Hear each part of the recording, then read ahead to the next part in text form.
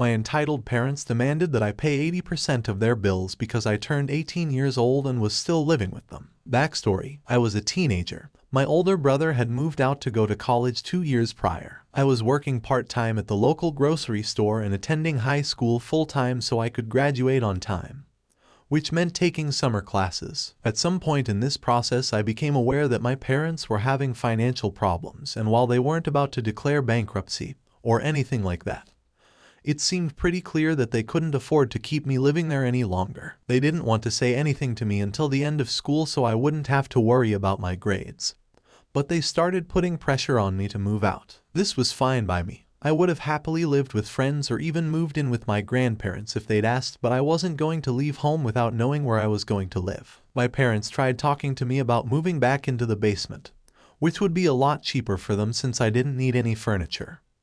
But I strongly felt that I needed my own room, so I refused. Eventually, we came up with a compromise. I would pay rent, 80% of the whole household's utilities plus cable, internet, phone for an apartment or house, and they would continue paying for food and anything else not included in what I paid, as well as all the house expenses and car insurance. In exchange, I agreed to pay 50% of all debts incurred while I lived there after I left, including the difference between my costs and theirs. And as for my mom's $12,800 credit card debt, they claimed that I should pay it off because I lived in their house rent-free for the first 18 years of my life. Fast forward a couple months and I found a nice apartment about 15 minutes from the town center. It cost $800 per month, including utilities, and was very close to work, so I could walk most places. I signed a 1-year lease. This is where things get tricky. My parents were unhappy with the price and wanted me to find something more affordable, but I explained to them that I was getting a good deal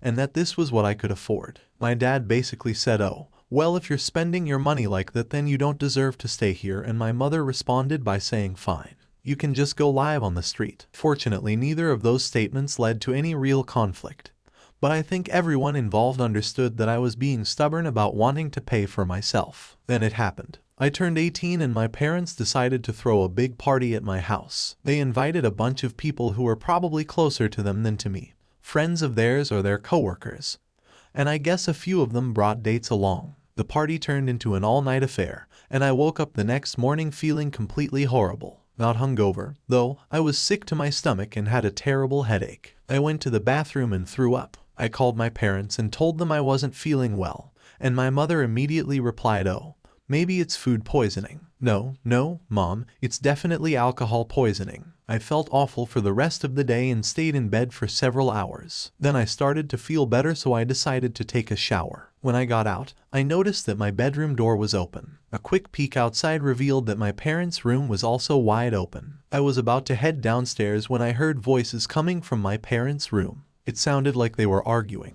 and suddenly the discussion was drowned out by my father shouting, "Just let him pay his way. You know, he's always been a mooch." That was it. I knew where I stood and I wasn't going to put up with it anymore. I grabbed my purse and headed down the stairs to the kitchen. As I walked through the living room, my mother's friend, who had apparently been staying over, ran into me and apologized. I managed to respond before I started crying and said, No, I'm okay." He looked confused and backed away, but I continued making my way towards the kitchen. There, I found my mother and my father sitting at the table with a man I did not recognize. He was wearing a suit, and my mother was holding a glass of wine in front of her face. I took a deep breath and walked right up to them. "Hi, I'm James," I said. "Your son," my father said, looking shocked. I nodded and sat down. "My name's Ashley," I added, trying to sound calm, "and I'm going to be leaving now." My mother didn't seem surprised, but her face betrayed confusion as she asked why. "What happened last night?" "You tell me," I said. "Last night,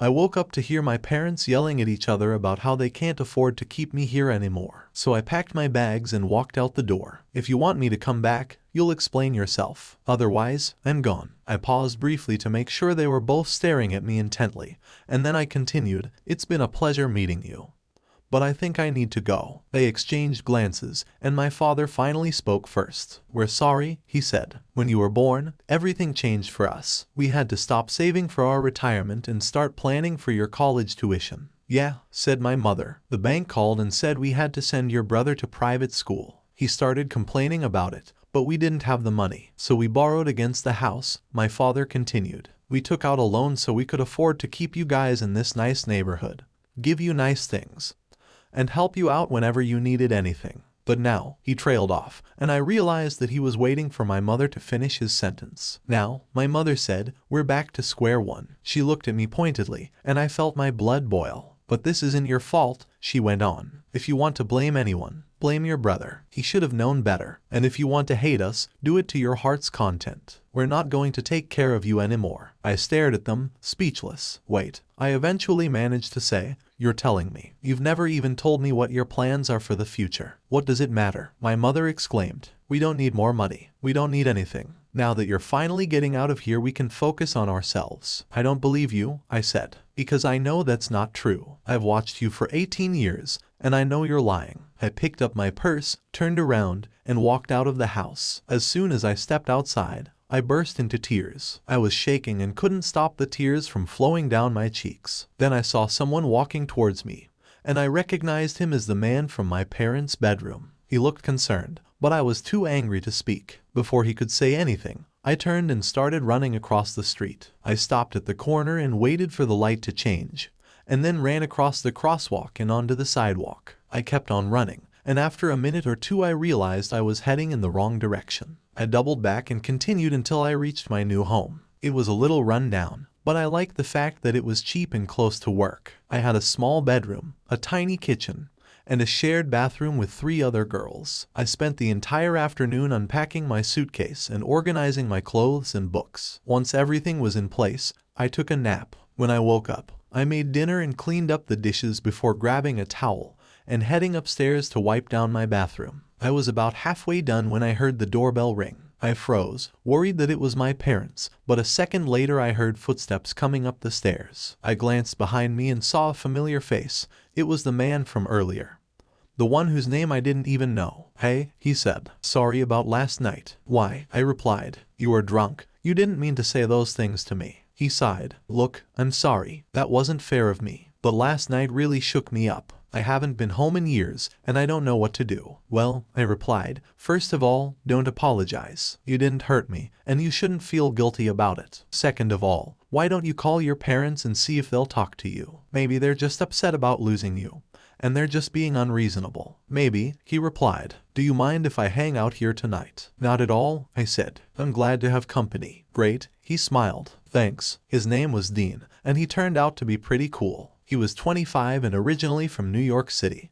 but he was living in California while he worked on his startup. He was an engineer, and he told me that he'd been working on a project for the military to develop drones capable of flying into enemy territory. His goal was to create a system of smart drones that could autonomously fly in and destroy targets, eliminating the need for human pilots. He was hoping to get the funding necessary to actually build the prototype, but he hadn't been able to secure a single investor yet. He was still keeping his job at the university for now, since he wanted to stay connected to the technology field. It seemed like a lot to take on, but I was impressed by his drive and ambition. After dinner, Dean and I watched a movie together and talked for hours. Then we went to bed, and I fell asleep quickly because I was exhausted. The next morning, I woke up early and made breakfast. After we ate, I started cleaning the kitchen again. When Dean came downstairs, I was wiping down the countertops. He smiled and said, "Good morning." "Morning," I replied. "Want some coffee?" "Sure, I'll make it," I offered. "You just relax." I poured 2 cups of coffee and set them on the table,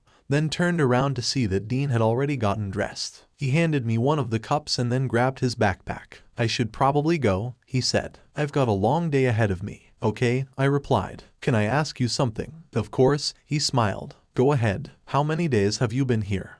Not quite a week," he said. "Why?" "Well," I said, "I'm moving out today and I can't decide whether to clean this place before I leave or wait until tomorrow." Dean smiled. "Leave it," he said. "Nobody will notice or care." I gave him a hug goodbye and watched him walk out the door. He smiled as he left, and I waved back. Then I went inside and finished cleaning up my room. I put on a t-shirt and jeans, then grabbed my laptop bag and headed downstairs to get some lunch. As I was walking down the stairs, I heard a loud bang from above and realized that my parents were fighting again. They were standing in the doorway of my bedroom and shouting at each other. It sounded like they were still talking about me. "Just let him pay his way. You know he's always been a mooch. How can you be so selfish? We can't afford to lose him. Not now. We've worked too hard for this. You're the one who thought we could afford to keep him. You should have known better. It's not my fault, I swear, my mother shouted. We've been struggling ever since you got pregnant with that brat. All we've done is struggle for the last 20 years. We're not paying for him anymore. He's an adult now. He needs to take responsibility for himself. Then maybe he should have thought of that before he let you drag him to every party, every concert, every vacation. I'm not dragging him anywhere, she yelled. He wants to go. What's the problem? The problem is that you're irresponsible, my father bellowed. You're never home. You spend all your time playing with your friends instead of taking care of your family. You don't have any respect for us,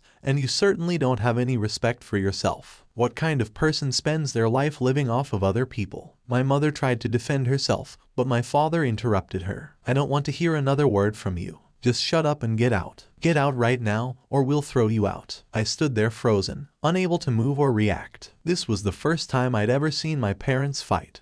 But it wasn't the first time they'd criticized my behavior. In fact, they both did it constantly, but I was never aware of it until it was too late. They couldn't admit that they were wrong, so they always blamed others for their problems. That's how I ended up in foster care for 8 months, and then they pulled me out and sent me to boarding school. And now this was happening again. But this time I knew exactly what to do. I turned around and walked out of the house without saying a word. Once I was on the sidewalk, I dialed 911 and pressed the green button on my cell phone. The dispatcher answered immediately. Help, I said. I'm 17 years old and I live in a house on. I hesitated momentarily and then continued. The corner of East Bay Drive and Maple Street. My parents are arguing right now and I think they might be drinking. The dispatcher asked me several more questions and then said, "Where do you want us to send the police?" "To my house," I replied. "I'm afraid to go back in there." "Understood," the dispatcher replied. "We'll send them over as soon as possible." I hung up and walked away from the house, trying to shake off the feeling of dread that was filling my stomach. I felt sick to my stomach because I knew that my parents would try to stop me from leaving. And I knew they wouldn't hesitate to use violence against me. I also felt conflicted because I desperately needed to get away from them. But I was terrified of being alone. There was no way I could survive on my own, but I didn't know anyone else who would take me in. So I was left with the only option available. I had to find a shelter that would take me in. Luckily, the dispatcher was able to send an ambulance and a fire truck to my house within minutes. A few seconds later, I heard sirens approaching and then I saw the flashing lights of a police car pull up in front of the house. An officer jumped out and started running towards me. I ran towards him and then stopped when I realized he wasn't going to stop. I turned around and ran in the opposite direction, heading down the street towards the nearest bus stop. By the time I reached it, the police had surrounded my house and were searching for my parents. By now, a crowd of people had gathered on the street. They were staring at me, whispering to each other and occasionally pointing in my direction. I was terrified at first, but then I remembered that these people weren't my enemies. Most of them probably knew that I was living on the streets and might have offered to help me before. Now that it was obvious that my parents were drunk and violent, they were eager to step in and protect me from further harm. I couldn't believe how supportive everyone was. I took a deep breath, then stepped into the middle of the circle and waited patiently for someone to approach me. Finally, one guy approached me and said, "Are you okay?" "Yes," I replied. "Thank you." "Did your parents beat you up?" he asked. "Is that why you ran away?" "No," I replied. "They didn't hurt me. They were just yelling at me." "Oh," he said. "That must have been scary." "Yeah," I replied. "It's not easy to stand up to your parents. They're lucky to have such an amazing kid." He laughed. "Well," I said, "at least they're not my real parents, right?" He replied. "At least not anymore." I looked at him curiously and asked, "What do you mean?" "It's complicated," he said. "But don't worry about it. Let's just say that you're not alone anymore." He smiled at me and patted my shoulder. "See you around." Several minutes later, the police finally found my parents in the backyard. They were sitting on my picnic table and passed out, totally wasted. My dad was wearing a dirty white t-shirt and khaki shorts, and my mom was dressed in a bright red dress. They'd clearly been drinking all night. The police carried them into the house, then called an ambulance and a cab. Once they were gone, I walked back to my house and picked up my computer bag. Then I headed out to the bus stop and waited for the next bus to come along. I rode the bus to the nearest train station and bought a ticket for downtown. When I got off the bus, I looked at my watch and saw that it was already 2 p.m. I didn't have much time. I needed to buy a new cell phone and figure out where I was going to stay. I figured I could start with an internet cafe, so I walked down the street towards the nearest Starbucks. After I ordered my coffee, I sat down at a nearby table and opened my laptop. I checked my email and then decided to check Craigslist for my city. I typed homeless into the search bar and then clicked on the first listing. It read, "Homeless, need a place to crash." I clicked on the link and it led me to a page that said, "Looking for someone who is homeless or knows someone who is. I need a place to stay tonight. Please reply if you're interested." This was perfect. I could definitely use a place to sleep, especially since it was raining outside and I hadn't brought an umbrella. I quickly filled out the form, wrote a little bit about myself, and added some pictures of myself. Then I hit submit, and a message appeared on the screen saying, "Your listing has been posted successfully." A few seconds later, a new message popped up in my inbox. It said, "Hi, I'm a friend of Ben's. You must be his sister. Thanks for helping him out. He really appreciates it." I immediately responded to his email and told him that I was the same person he'd met at the shelter. Then I asked him if he wanted to meet in person to discuss the situation. He agreed immediately and said he'd be waiting by the train station in 10 minutes. 10 minutes later, he showed up. He was wearing a dark blue hoodie, jeans, and a pair of not white boots. His hair was short and he had a small beard, but his face looked familiar. "Hi," he said as he shook my hand. "Ben mentioned that you might be coming along. I'm glad you made it." "Thanks," I replied. "So you're the guy who drove him here yesterday?" "Yeah," he smiled. "Do you remember?" "I think so," I replied. "Cool," he said. "I hope everything works out for you." "I'm sure it will." "Yeah," I said. "Me too." We chatted for a minute or two, then we headed towards the Starbucks. We talked about a lot of random things, but most of the conversation centered on our shared history. I explained that my parents had kicked me out of the house, which was something that I wasn't prepared for. But luckily Ben was able to provide me with some assistance. I told him that I needed a place to stay for a while, and then he suggested that we find an internet cafe. "You can use my computer if you want," he said. "I don't mind. Besides, I've already learned enough from Ben to teach you what you need to know." "Thanks," I said. "I appreciate that." After we had finished our coffees, we hopped onto a bus and headed towards the nearest train station. We got off the bus in front of the station and then walked through the underground tunnel to the platform. We took the second train and then got off in a different station. Ben started walking down a long hallway, then stopped in front of a door marked Midtown Train Station. He put his finger against his lips and gestured for me to be quiet. Then he opened the door and walked inside. I followed him and then closed the door behind us. I saw dozens of people standing in line, waiting to purchase tickets. I also noticed a few guards patrolling the area and checking bags to make sure that no one was carrying anything dangerous. Ben walked past a woman at the counter and then disappeared into a separate hallway. A moment later, he came back out and led me down the hall to a staircase. We went up to the 3rd floor and then walked across the street towards an office building. We entered it and then climbed a set of stairs to the 5th floor. We walked into a large room with numerous desks and computers. There were a few men working at the desks, but they all looked surprised to see us. "Hey," Ben said, "we're looking for some place to crash. Do you guys have any rooms available?" One of the men looked confused for a moment, then he pulled out his cell phone and said, "Hold on.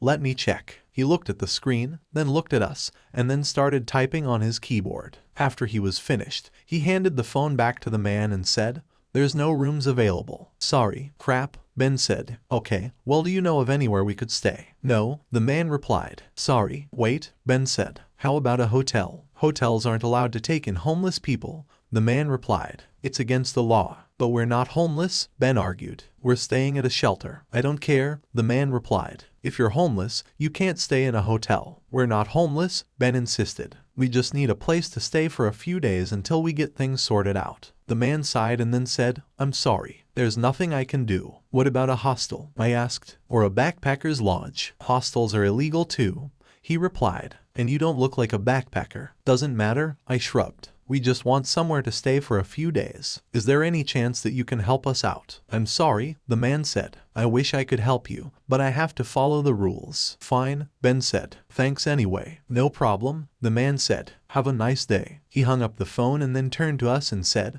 "Looks like we're stuck here for a while." "Freak," Ben muttered. "Well, I guess we'll just have to figure something out." "What are you going to do?" I asked. "We're not leaving this city until we find a way to get home." Don't worry, he said. Once we're done here, we'll just head straight to New York City and try to catch another flight from there. New York? I asked. That's 2 hours away from here. Yeah, it is, he said. But it's better than being homeless. Yeah, I said, but won't the cops notice us? Not if we're careful, he replied. We'll just go to the airport in broad daylight and then wait until we board the plane. By the time we land, it will be dark again, and nobody will be able to see us. That sounds good, I said. I just hope we can find a place that isn't too expensive. I'm sure we'll find something, he said. Now let's grab another cup of coffee and find a place to hang out.